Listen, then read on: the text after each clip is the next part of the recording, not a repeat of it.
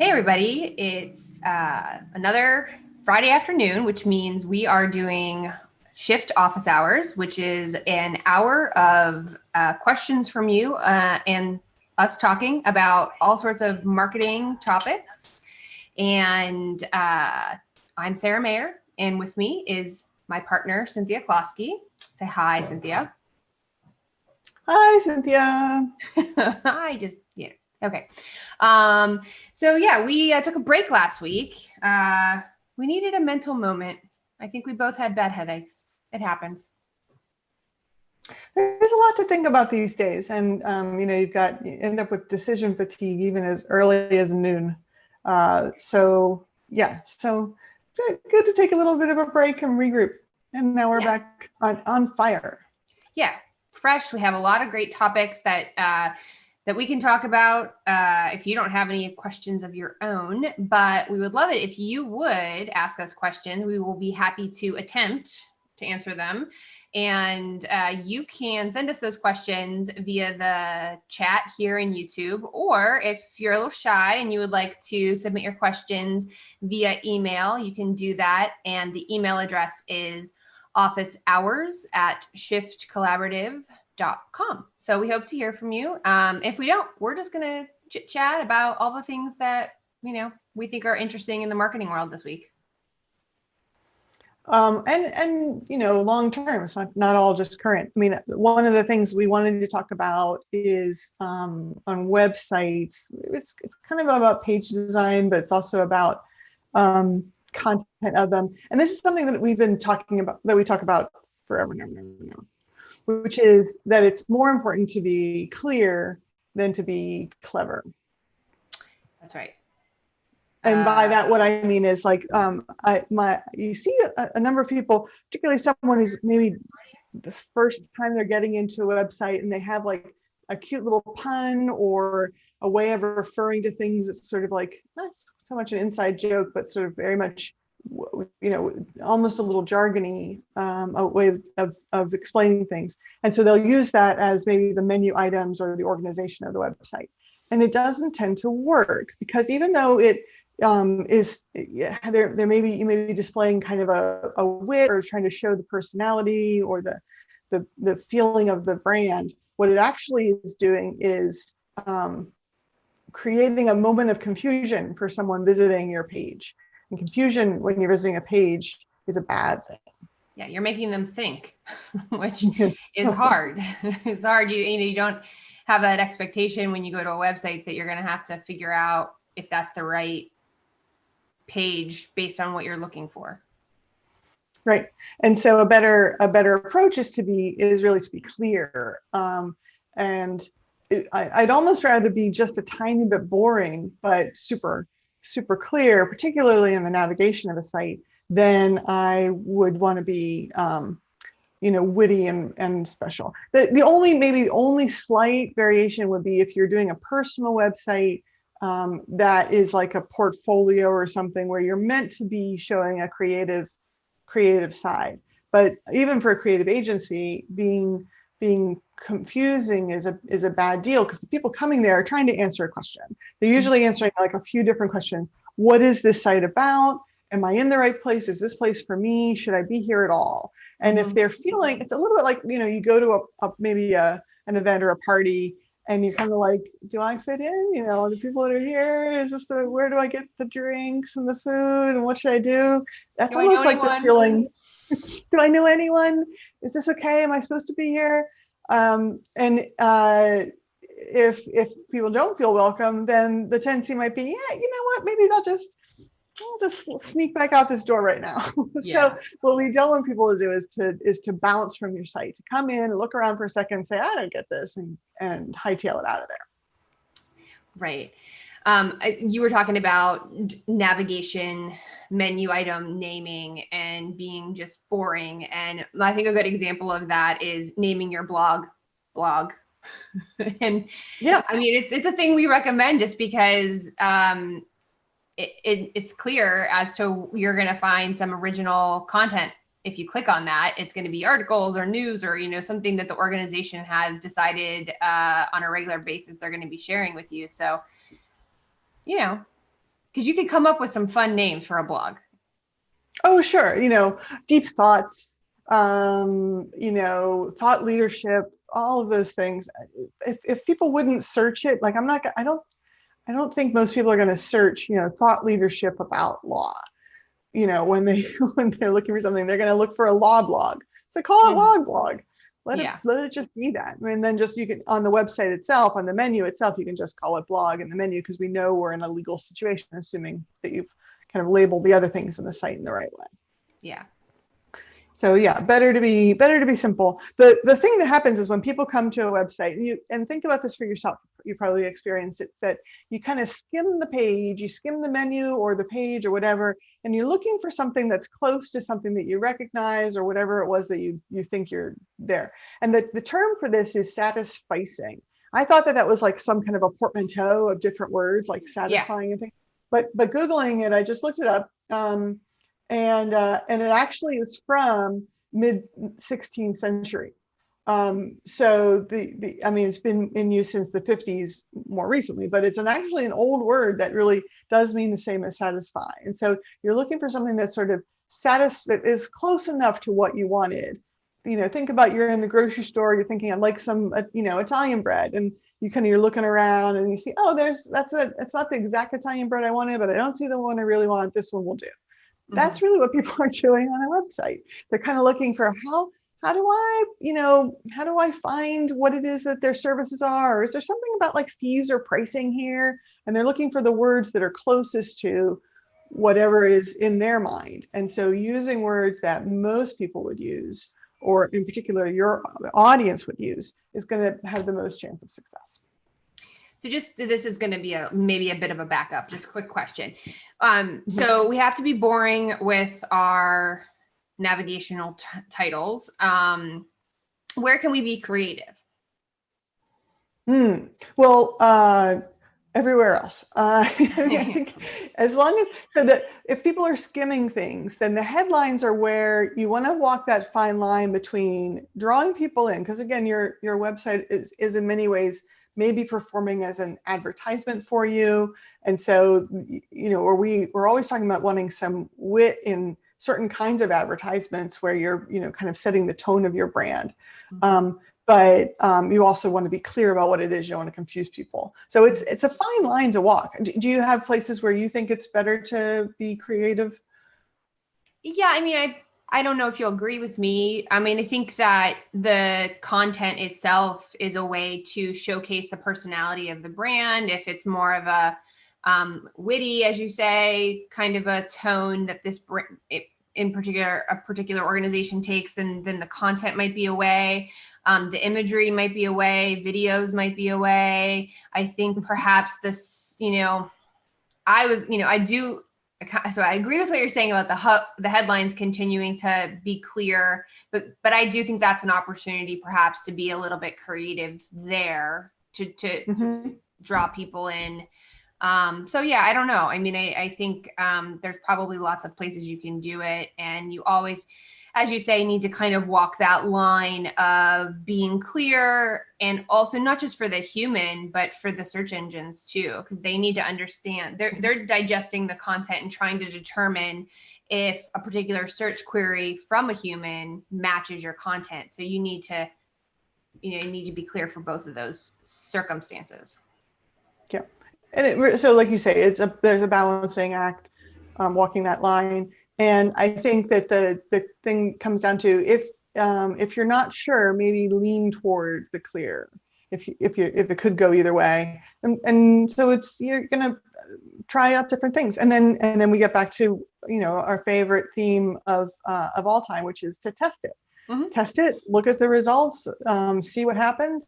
You can even test it before you launch, doing some usability testing, which means it's not user testing. You're not like testing people. It's people testing the site and saying, do they get it? And your usability testing doesn't need to be hundreds of people. Even your people might be thinking, well, statistically significant, I need like 24 people or more. Like 6 people are going to find 80% of the weirdnesses in your site. Right. And the lack of clarity. So you can find 6 people, give them, buy them lunch, or, give them a little gift card and have them try out the site. and talk aloud as they're looking at it. Maybe you don't sit there next to them because you're subtly influencing them and trying to get them to click, or you're frowning or something because they're not understanding your great jokes. So get somebody else to run a little usability test. Have someone try to do things on your site. Have them try to contact you, or try to find out the price for a service or something else, or whatever it might be that you're trying to convey on your site. Yeah, we have used tools for that where, if you have a very clearly defined user persona or multiple user personas, then there are, and let's say you're going to do what you just mentioned there, the think out loud protocol. So you give them a task and you're recording them talking it out. So, oh, they want me to find their membership section. Okay, let me see. This is what I do. And it just sort of shows them trying to figure it out. And if it takes them a long time, or if they get stuck or they have questions, then, you're seeing that live. But, of course, a couple of the tools that we use, I offhand don't remember them, but they had, if you could load in your user persona and they would find people that match that for you. So you don't even have to find your own users to test. You just have to have an understanding of who who you want to use the site, or who's going to be using the site. Mm-hmm.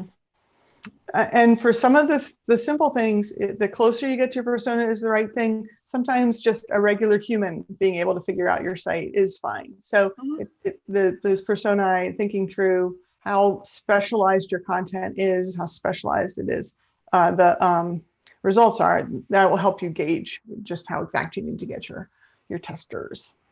Yeah, there's definitely a lot of great tools out there. So if anyone has questions about that, happy to throw out some tools that we've used in the past that, of course, I can't remember right now.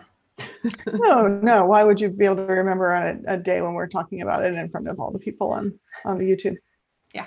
But a great resource on this too, if you're interested in learning more, is this book, Don't Make Me Think. This is second edition by Steve Krug. He, smart guy, really just focuses on web usability.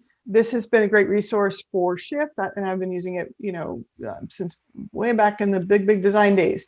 And then there's a follow-up book that's really focused on usability testing. This is sort of overall, it includes usability testing along with sort of theory about web usability.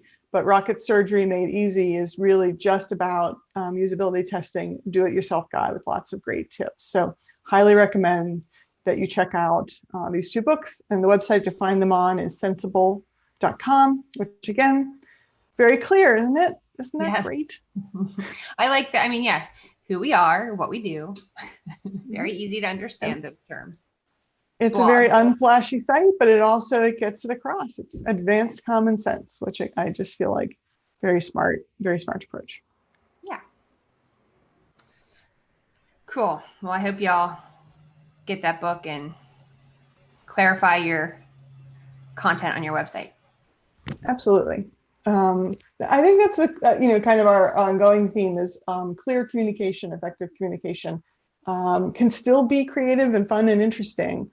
But always keep in mind, your goal, and your goal is not to necessarily always entertain. It can just be to get information across, to help people feel like, it can be pleasing to understand. And so that, consider that aspect too. It's the opposite actually of a video game.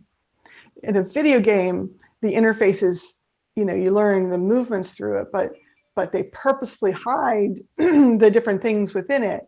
And that's the game. So your goal is to have your site be clear, and then any games that you build can be challenging. Yes. Well, I'm not a gamer, but I agree. I know what you're talking about through watching my son play. Yeah. Finding those little tips. Yeah. What else has been happening in the world of communication this week, Sarah? What's catching your eye? Well, let's see. So we are running a lot of social media campaigns, so paid campaigns. We also help our clients with the organic side of things too. But in the paid world, something that happens sometimes when you're running a social media campaign, because the ads are still in a social media platform. They still have this. It's not like just, seeing an ad on a website, for example. It's seeing an ad where you have the same user interfaces as the organic users. So for instance, someone can like an ad, someone can share it, someone can comment on it. So, and that can be good and bad. So I think that what we're seeing always, not just this week in particular, is really trying to plan ahead and being proactive about that possibility that you could get some negative comments on your ads. So we thought we would talk that through a little bit for those of you who are maybe considering doing a paid campaign in social media, or perhaps you're currently running one right now in social media and you're hitting a snag. But we can certainly talk about negative comments in general and how to respond to them, even on the organic side. But I think when you're paying for an ad, it does change things up. What do you do when that happens? Yeah, it's challenging. I mean, there's two things that can happen. One is that people can have a negative comment or a positive comment. Some of the other campaigns, we've been doing some ads for the Fine Chocolate Industry Association. So those, as you might guess, those ads frequently feature, glamour shots of chocolate. Mm-hmm. And boy, those are people's favorite. I mean, people are liking them. Chocolate, I love it. It's almost like they're thirsty ad campaigns that we're posting. And so those positive comments, actually, I have to figure out how to respond to those too. How much encouragement do we need? How can we build on the momentum? And so having a plan as we're seeing that kind of evolve has been useful. But on the negative comments, you might have negative comments going on. And what we're seeing with a couple campaigns in particular, even though there's negative comments, the campaigns are still doing really well. They're still converting. People are still, actually clicking through to the landing page and interacting, and then, making some sales. So what do we do then? I mean, and you and I have talked about this a little bit, and you had some great ideas, I thought. Well, I mean, I think you have to evaluate, like you say, are those negative comments impacting your conversion rate? And if they're not, and if you're still happy with the results, perhaps, you don't really need to take a particular action. But if perhaps they are impacting your results in some way, or seeing something happening after a negative comment, then what you could possibly do is, so the way that Facebook ad campaigns are set up when you're doing a conversion campaign is that you're showing different types of ads through ad sets. And at the ad set level, you can put in different targeting and set up your whole campaign. So perhaps one of the ads within an ad set is the one getting the negative comments. Let's just pretend. And all the other ads and all the other ad sets are doing just fine. So what you could do is pause that particular ad.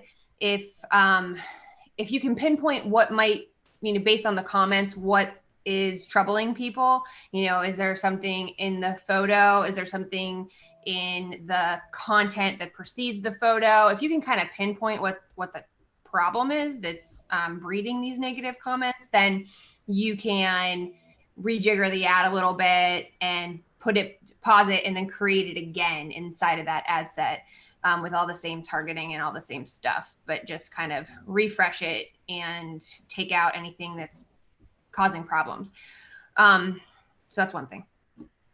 I think another thing you could do is keep the ad running, and if you can comment back as your brand, as your organization, in a way that diffuses the negativity. If you have a good answer, if you have a reason, if people are just misunderstanding something and you want to explain yourself, if you can do it in a way that, like I say, is positive and diffuses it and doesn't cause, when I say diffuse, I mean, you stop it, it's done. Whereas you put your comment and then, a bunch of more comments happen, and all of a sudden you really haven't done anything but make it worse.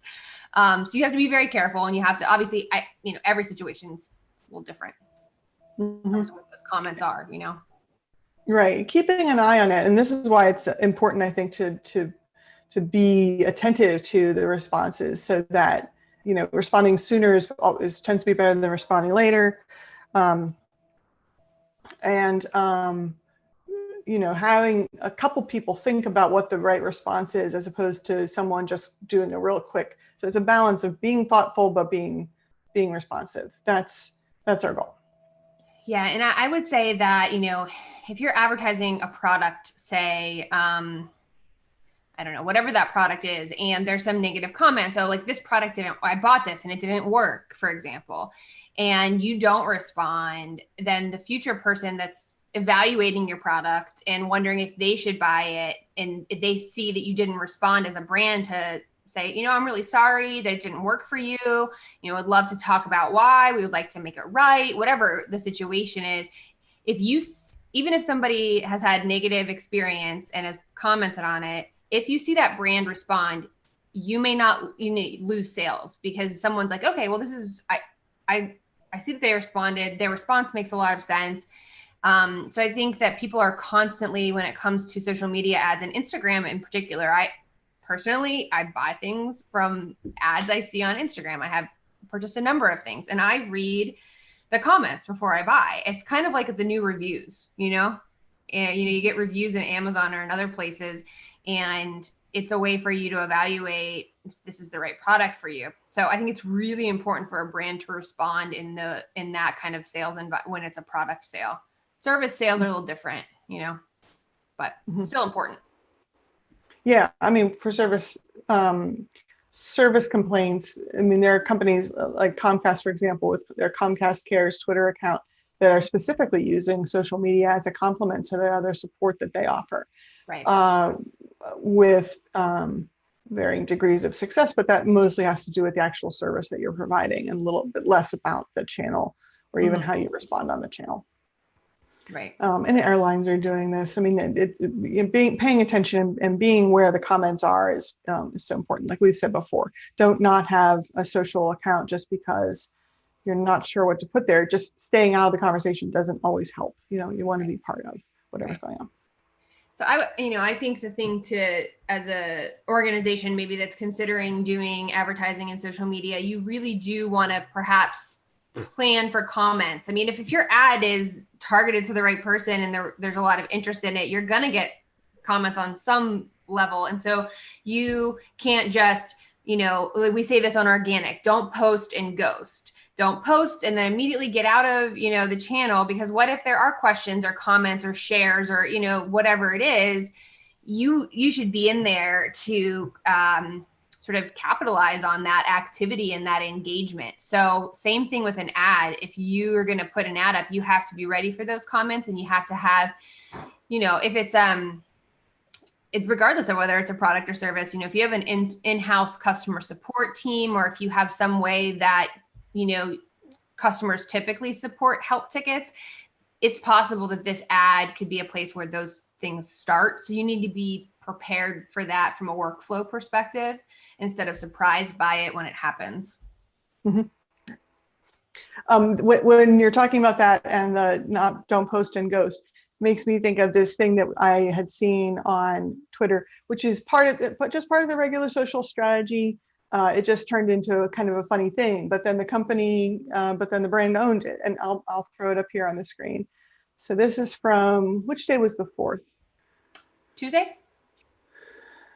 Today is the 7th. It was August 4th, so it was Tuesday, I guess. Mm-hmm. So this is well, let's see if I can zoom in a little bit. So this is the Cleveland Indians, relatively local sports team, who posted this puzzling tweet on the evening of the 4th. I'm just going to read it out loud just because it's fun to say. If for you and it could field was, and you for it was to be, should you for $10,000, would you do it? I mean, it's almost James Joycean, in its word saladness. So this got posted with this, clearly thoughtful picture, and it means absolutely nothing. And so the responses to it, people started like, are you okay? But then what I really, really like about it is that the brand, they didn't delete the tweet as people were responding to it, because it was weird and it was funny. They just, are you okay? Never been better. Waiting for the edit. We said what we said, so they just kind of went on, and I kind of respect that. I mean, it was I mean, it's sports, so they, you know, they want to complement some of the sportsy, you know, real sportsy stuff with just sort of community engagement. And there's nothing more engaging than saying something that's completely strange. So did they so explain ever what the what happened they there? did at one point. I'm going to see if I can spot it in here. I think it may be like their next post. Basically, it seems like the person who was posting was playing with a puppy at the same time, and somehow ended up kind of mistweeting. So I don't know how quickly I can get to but then they posted a picture of the puppy as sort of evidence of Okay. what it was. So it seems like it was legit. Sort of a cautionary tale: do not multitask when you're posting on social media. Yeah, I mean, everyone loves puppies, but puppies and kittens, but you you know, don't let it get in the way of a proper tweet, you know. So let's see if I can very quickly. But again, I like that they responded with it, that they kind of kept up with it. I mean, it was just a fun way to go. It was a fun response. Yeah, good for them. Yeah. Let's see if I can quickly. I'm losing time. I don't know where it is. Okay, so if we can find it, we'll put a link in the doobly-doo in the notes. Okay. Good job, Cleveland Indians social media team. We're proud of you. Yes. Cool. So yeah, so that's just some of the things I guess to consider and think about. Being, you know, if you're on social media, if your brand is on social media, then you really need to pay attention to those comments. And hey, if you're getting comments and you're getting, you know, shares and things of that nature, then that means on some level what you're doing is working. You're creating that engagement, which is what you want to see. But definitely need to be present. Yeah.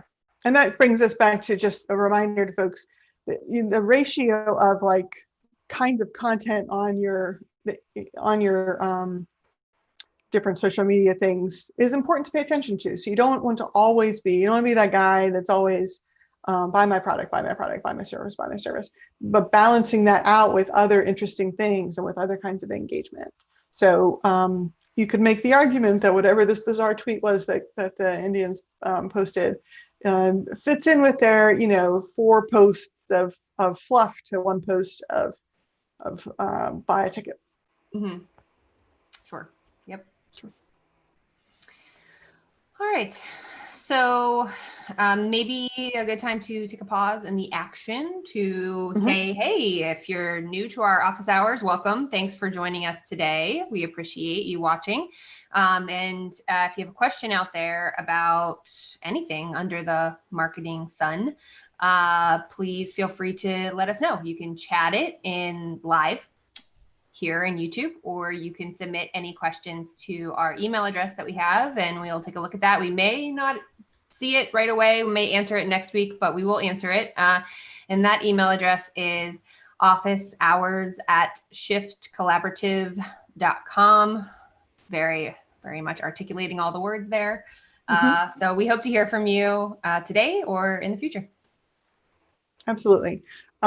So thing that we have been spending a lot of time with, you know, with all of our different clients on recently is their content marketing strategy. We've been working on our own for Shift as well. Like, and so maybe we need to define what is content marketing. We can kind of share some ways that people could work on that. Because I think people, they maybe even know that they want it, but they just don't know what it's called in some cases.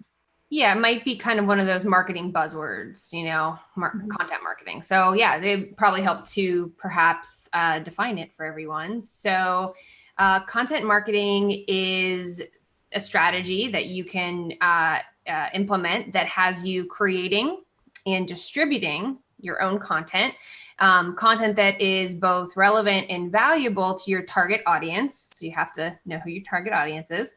And this content is also sort of consistent with your own brand personality, which you need to know what your brand personality is. We talked a little bit last week, and if you were on or you watched the video about brand standards guides, and your brand standards is really where you defined that personality, your tone, your voice, your visual standards, all that good stuff. So you kind of need those things, I think, kind of nailed down before you can get moving on here. But let's say you've already done those things, then it's creating your own original content and distributing it on the platform that makes the most sense to where your audience is. And by content, you mean a lot of different things, I think.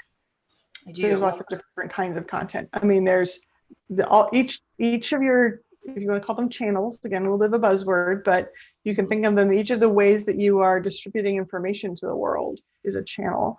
And so channels can include your press releases, your perhaps blog or articles, case studies, portfolio pieces on a website. Those are all kinds of content. Mm-hmm. There are live streams like this one, Twitter posts and themes and threads, things on Facebook, posts on Facebook and LinkedIn, all of those different, each of those different channels has ways of putting out content. Photos on Instagram, stories on Instagram, all the things. All of that's what we mean by content, casting a very big net. Yes, video content, everything. Everything that requires the written word.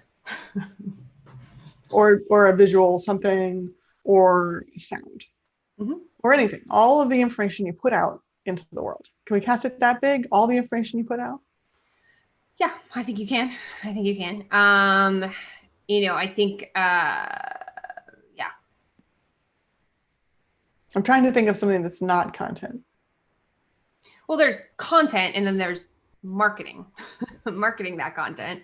And so you have to start by creating the content that you want to market. And I mean, I think, there's sections on your website that you aren't necessarily, those are just maybe some static pieces of content that you're not going to market necessarily. They're just part of perhaps the educational journey at some point for people that you're trying to talk to. Your pricing table for subscriptions or something like that is more sort of static content and not so much the kind of content that we're saying you're generating descriptions of and things to talk about. Yeah. So, right. I mean, I think that the content that we're talking about, regardless of what form or shape it takes, is explicitly created to meet the needs of your target audience. And so, the reason you would do that is because if you can appeal to that audience segment that you're trying to reach with a piece of content, no matter what it is, as I'm saying, whatever form it takes, if you can appeal to them, then they might become loyal, and then they might eventually purchase a product or service from you. So content marketing is really an investment that will pay off in conversions and therefore profitability for your company. That's right. So it's evolved as a way to kind of, it works, it gets your word out, but also it's almost as though the internet has evolved to become this kind of content marketing engine world. Yeah. And so the things that cause you to rank higher maybe in search results are the same, are these things of, creating articles, creating blog posts, creating PDFs and other kinds of infographics. All of that, the internet, for whatever is valuable to people, valuable enough that they will talk about it again or reshare it or download it. The different tools all have evolved with it, synchronized with it, simpatico, to elevate the stuff that is of most interest and of most value. So it just becomes more and more important every day, kind of. Yeah, absolutely. I mean, you're probably already doing it on some level. You just maybe don't have a strategy or plan around it. So, as you mentioned, I think at the top of this segment, we help our clients kind of put a plan and a strategy around their content marketing, so it has purpose, so that we can measure it, we can see what's working, we can test things, all that good stuff. And so, what's included is probably things that you're already doing, because you're probably executing more than one thing. You're not just kind of running your website and that's all you're doing. You probably have a website that you update from time to time, and you have your social media. Maybe you have an email newsletter. Maybe you are running a paid campaign. Content is needed for all of those things, I think, as you talked about. And so really the strategy we wrap around it is just to, again, make sure it's really strategic and we understand how to measure the return on that investment that you'll likely have to make, whether it's your own time or hiring a firm. You have to be able to measure it. Right. To see what was worth doing, what was really helping at different stages, keeping in mind that people are at different stages of deciding to, to buy your product or service, to stay with it rather than switching to a competitor, providing content, having a plan to provide the right kinds of information to help people, no matter what their stage of their purchase journey is the key, and how to refresh it, how to keep doing it, how to have it evolve over time. You don't want to keep posting the same thing over and over and over. Nope. This is so key. Nope. So yeah, one of the things that, our plans will often include, or an element of the plan would be an editorial calendar, so that you don't have to, keep posting the same thing every couple of weeks, that you really are plotting it out over time and, filling that content calendar with the things that work and that meet your own sort of overall company objectives for growth and for sales and all that good stuff. It's really important to have, I think, that editorial calendar. A lot of times too, we'll also put in, I think you referenced when we were talking about the Cleveland Indians, is that, the 411 rule, you kind of hinted at it. So sharing out, and this is a role for social media typically. You may have also heard it called the 80-20 rule. 80% other people's stuff that you're framing for your own brand, and 20% of your own original content or sales promotional type stuff. And then 411 similarly is, you sharing out 4 pieces of content that are not your own original content or your own promotional things, but from trusted sources that align with your brand, for example.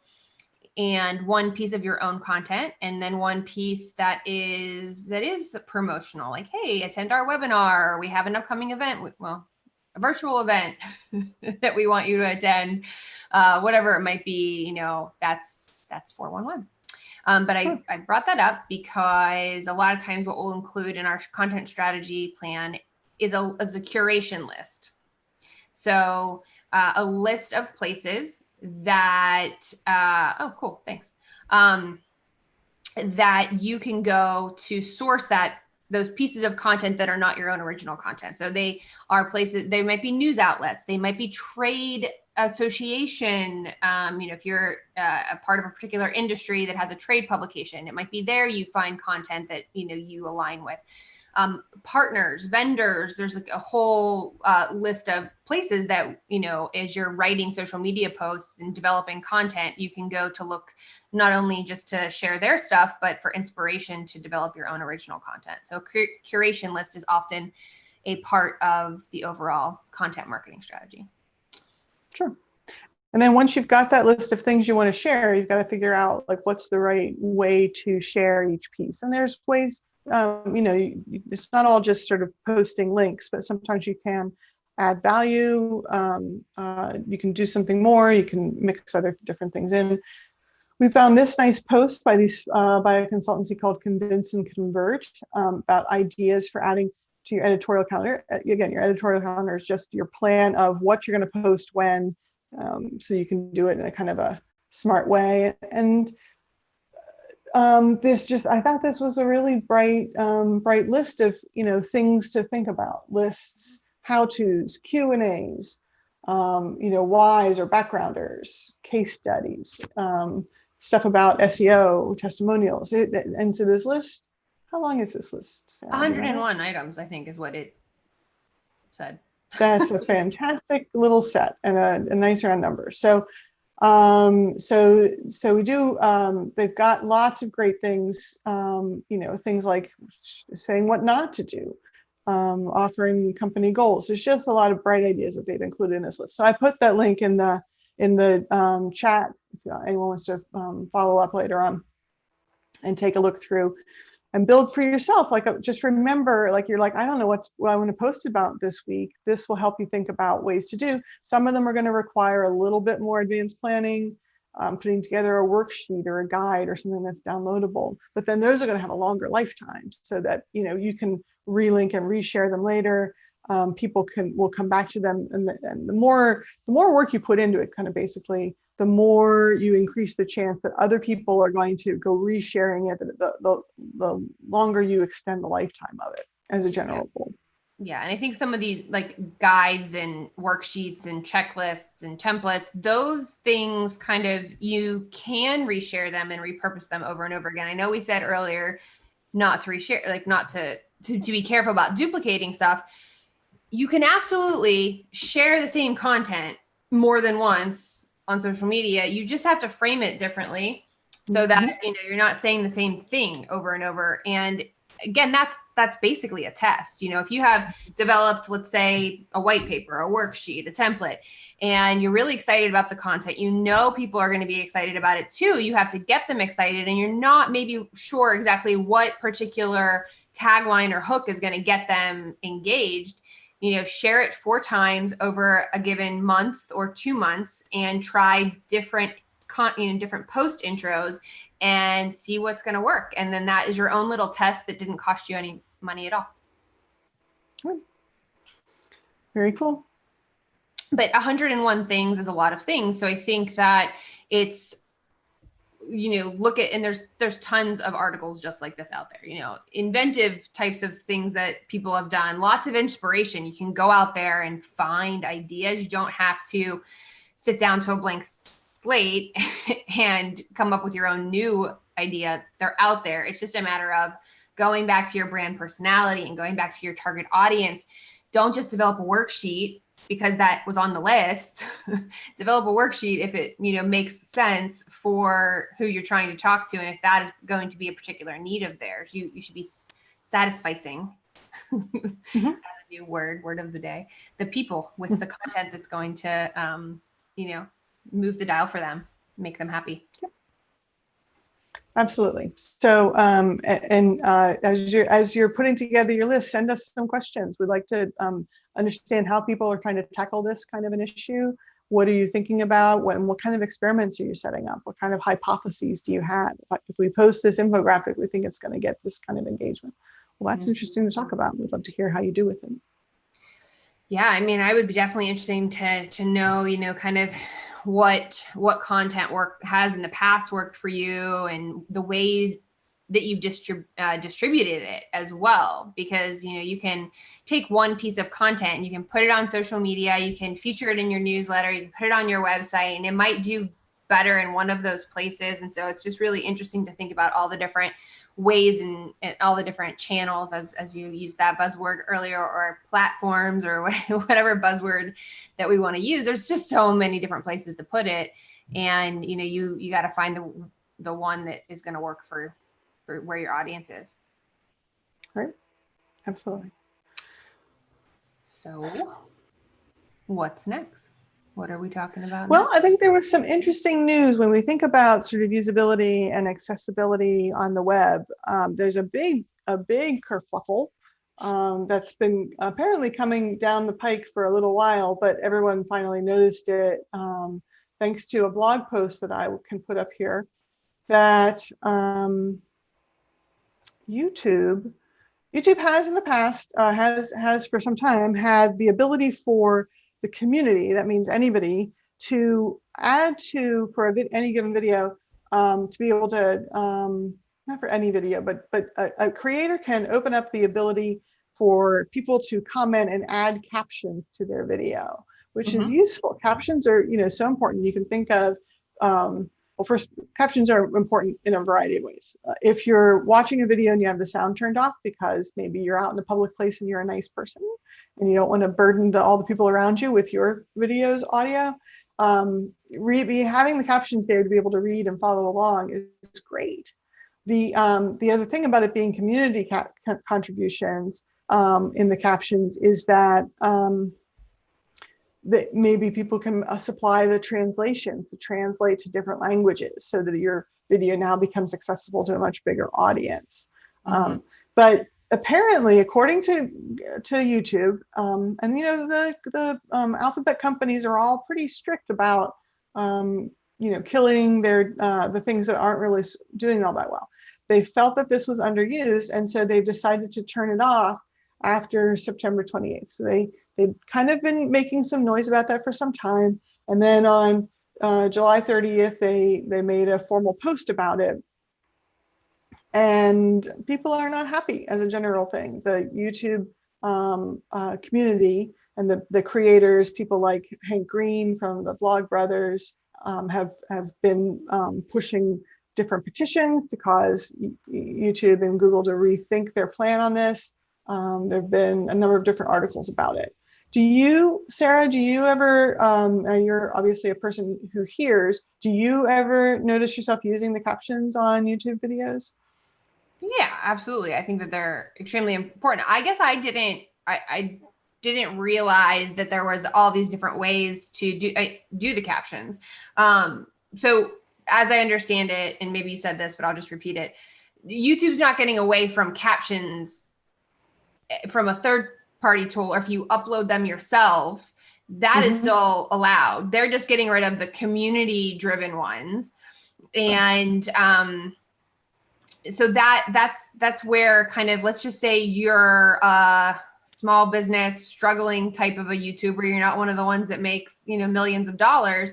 Oftentimes those types of YouTube creators are relying on the community to do the captions because it's not financially viable for them to do the captioning themselves, or get it in all the different languages or whatever it is. And so it's really putting a damper on those types of folks, sort of handcuffing them in a way from being able to give better captions across many different facets. I mean, the captions, like any kind of community thing, like going back to the comments that we were talking about earlier this hour, there's the opportunity for people to use them badly, to put in negative or derogatory comments into videos. There are tools though for blocking and turning those off. And there just seem to be a number of people in the community that feel that on the net result of having the community aspect of this is important, is really helpful. And so there are some people saying, instead of killing it, YouTube, why don't you promote it more? It could be that all of this talk about this is actually acting in that way, is going to, cause people to kind of rethink whether this should go away or not. So if you actually have thoughts on it, I'm certain that we can find one of these petitions, or you can quick Google petition YouTube community contributions. Is going to bring you to the right places to let your opinion and your voice be heard as well. Yeah, apparently there's one that has already gotten 49,000, and that was a ton. Maybe they're much higher now, but you probably want to sign one that's got a lot of signatures already to jump on that bandwagon. Yeah. I think it also kind of highlights, and again, kind of going back to what we were talking about earlier about negative comments or just comments and engagement. YouTube has a really vocal set of people contributing to the community. The YouTube creators, I mean, they're not. You can guess that anyone who's willing to put videos out on YouTube would tend to be people who aren't shy about sharing their opinion. And for the big creators, the ones who are actually making their living in some ways off of their YouTube contribution, of course, they're going to have a big opinion about how the single company is has such an influence on their income and their livelihood. So YouTube kind of wins a little bit there because they've got this dedicated following, and it's very hard to kind of just pick up and leave with your audience. On the other hand, then they've got all this responsibility that I'm certain that they wrestle with all the time, trying to figure out what's the right thing to do for themselves as a public profit generating company, and for this sort of greater good that is this space that people can use to create their own channels of information. They are, in many ways, you could argue that they should be a public utility. Lots of people have that opinion too. YouTube should be a public utility. Yeah. Interesting. And Facebook, all of the things that, you know, once you become like an ecosystem to that level, and you're important to people, and you are providing a market, is it to society's benefit to say, well, we should buy this out. The government should buy this out and make it a utility. It's a thing. It could happen. It seems unlikely in the very near future, but I don't know. I guess we'll see what happens as, I mean, this is part of what all of these antitrust things that the government is doing. This is part of the underlying question about it. It feels a little Big Brother to me, if it were to go that way. Let me ask you this. So if you lived out in the country and you had your own well, and you had your own septic system and things, you wouldn't need to be on the public sewers. But when we're here, sort of, you're close to the city, I'm here in the city, we do need to, I can't just have a well. I can't just have a septic tank out in my yard. You know, at least I have to share with my building and much more. It makes more sense for the city, for an urban environment, for things like sewage and water systems to be controlled in some way. And if they weren't regulated, then there would be opportunity that, you know, only one company can really do all the sewage for a space. So why is that different from YouTube? Think about that. Well, yeah, no, I understand the premise. My question was more around that then opens the door for a level of control of the content. When that is the big fear. Yeah, who gets to decide what's allowed and what's not? Right. If these were easy questions, then what would be the fun of that?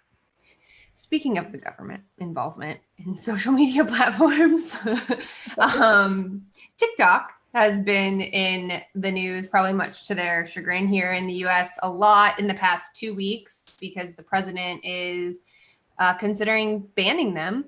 And then for some amount of time, and maybe it's still on the table, maybe it's not, there was talk of Microsoft taking it over, at least the US portion of the business. And there's just a lot going on with TikTok.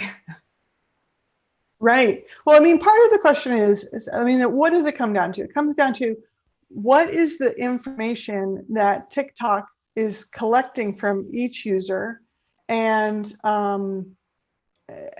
is it then giving it to the Chinese government, and does that matter? And so there's a whole privacy piece of this. Is TikTok's information, frankly, the information they collect, any different from what all of the other tools that we use all the time? Facebook is collecting at least as much, if not more, information.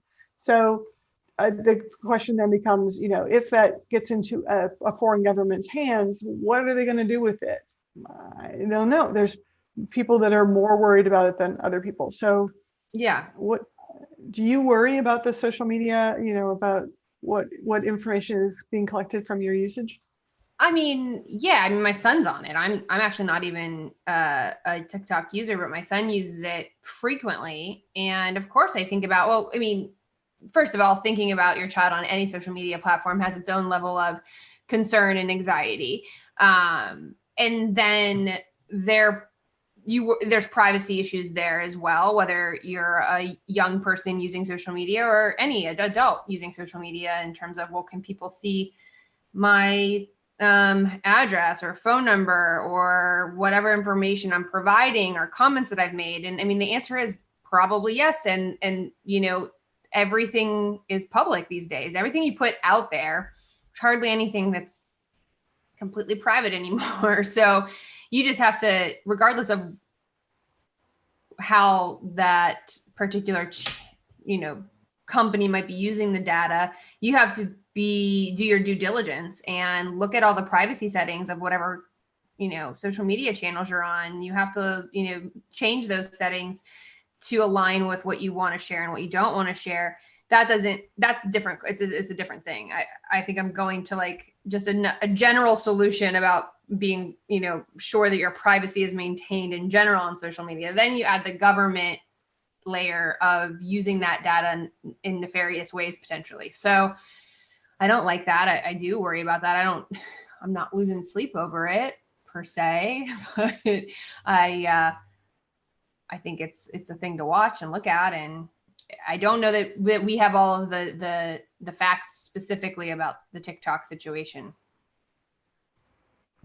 Maybe this is something we explore a little bit more next week, because I think it's going to be in the news for a little while, and kind of uncover like what are the things that people are most concerned about, which seem to be what's a little bit different is they seem to be collecting keystroke dynamics, like the things that you type in. That's a little bit different. All the things about your device, where you are, where you're going and stuff, that's not that different. It's pretty standard for a lot of places. All your contacts, and then all the things that what else you do. And so it's that sort of that larger like social net of all the things you're connected to, all the things that you're doing, the things that you express interest in, that allow someone outside of you to then say, do some of the things that social media was criticized in the last presidential election, like targeting people based on their interests, and targeting them with misinformation and other things. And so is it worse if it's a foreign entity? Maybe not. It's hard. It's in the globalized world, it's hard for me to think that it is, but I don't know all the stuff that they're getting up to elsewhere. Yeah, that's kind of my whole thought of it. I don't know that we're getting the unfettered facts from the news, from our government about it, and the news, the media, maybe it doesn't have all the information. I don't know that we're getting all of the details about what's actually being collected. Yeah, true. But real quick, because we only have a few minutes left. Let's talk about Instagram's answer. Yes. So yeah, they rolled out a new thing this week. They rolled out this thing, Instagram Reels. I'm trying to find a way to throw something up on screen. What have you been watching any Reels? Well, I have, because they're in my feed now. They're in my Discover feed. So yeah, I've watched a few. I don't know, maybe the tools are different and how to create them, but they seem a little, or the people creating them are new to creating this format. There seems to be some creator bumps in the road, if you will, ramp up. I don't know what to call it. It's just a little like weird, and the videos are chopped in weird ways and doesn't always make sense. You can share that, what you could share. I mean, you could share a reel, but also that thing that that we shared on Slack earlier this week about it. Okay. This real quick is how Instagram is introducing the concept, that they're telling you how to go about it and then how to share them. So this post doesn't necessarily make it all that different. They look, just in a static thing, they look the same, but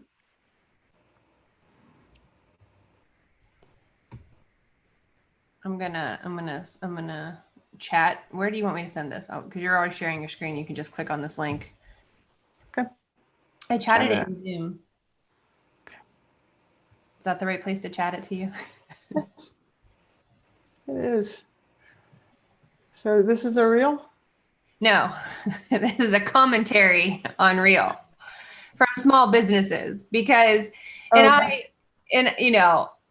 it's basically, sum it up. It's like, as a small business or an entrepreneur trying to understand and do all the right things on social media, having one more thing to have to try to figure out is just so overwhelming. And, I get that. And I think that, our clients get that. And, I was getting my hair cut this week, and my hairdresser is on Instagram, and she's like, I just have such a hard time. Like, I just do the posts. I was like, you're not doing stories? What about this Reels thing? She was like, no, I can't even. I have to learn. I need to take a class. And so it's just a lot to all these little things that you could possibly do.